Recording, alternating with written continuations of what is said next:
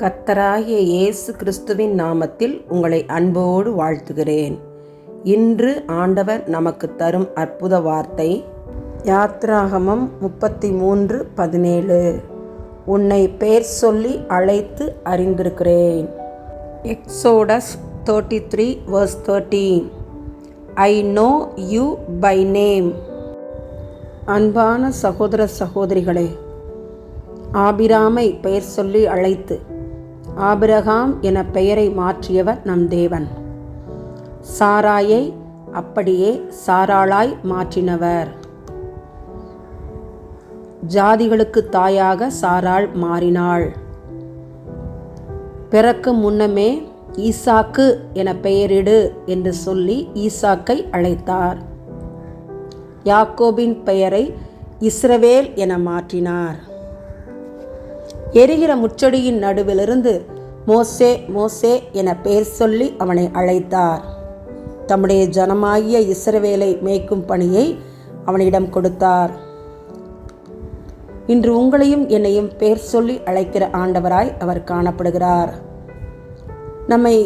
நம் அன்புக்குரியவர்கள் பெயர் சொல்லி அழைக்காமல் இருக்கலாம். நம்மை வேதனைப்படுத்தலாம், நம்மை துக்கப்படுத்தலாம், நமக்கு கண்ணீரை வரவழைக்கலாம். ஆனால் நம்மை பேர் சொல்லி அழைத்து நம்மை அறிந்திருக்கிற தேவனாக கர்த்தர் இருக்கிற போது நாம் ஏன் கவலைப்பட வேண்டும்? நம் கவலைகளை அவர் மேல் வைத்து விடுவோம். நம் பாரத்தை அவர் மேல் வைத்து விடுவோம். நாம் கவலையற்று காணப்படுவோம். ஆண்டவர் சகலத்தையும் பொறுப்பெடுத்துக் கொள்வார். ஆமன். எங்களை பெயர் சொல்லி அழைக்கிறவரே, பரமபிதாவே, பரிசுத்த ஆவியானவரே, எங்களை உடைய கரத்திலே தாழ்த்தி ஒப்பு கொடுத்து ஜெபிக்கிறோம். நமக்கு துதி ஸ்தோத்திரங்களை ஏறெடுக்கிறோம். ஆண்டவரே, வளர்ந்து வருகிற இளம் வாலிப சமுதாயத்திற்காக ஜெபிக்கிறோம்.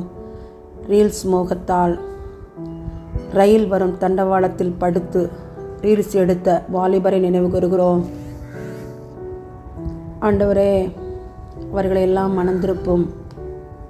தங்களுடைய துன்மார்க்கமான நடவடிக்கைகளை விட்டு மனந்திரும்ப உதவி செய்யும்.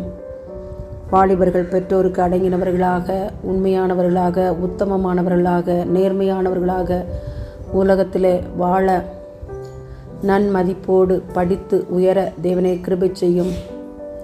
மீடியாக்களை பார்த்து கெட்டு சீரழிந்து போய்விடாதபடி, தங்களுடைய வாழ்வை கெடுத்து போடாதபடி அவருடைய கண்களை திறந்திரளும்.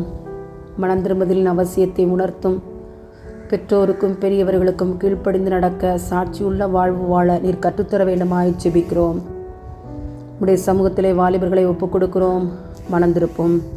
இயேசுவின் மூலமாய் எங்கள் ஜெபங்களை ஏறெடுக்கிறோம். ஜீவனுள்ள எங்கள் நல்ல பிதாவே. ஆமேன், ஆமேன்.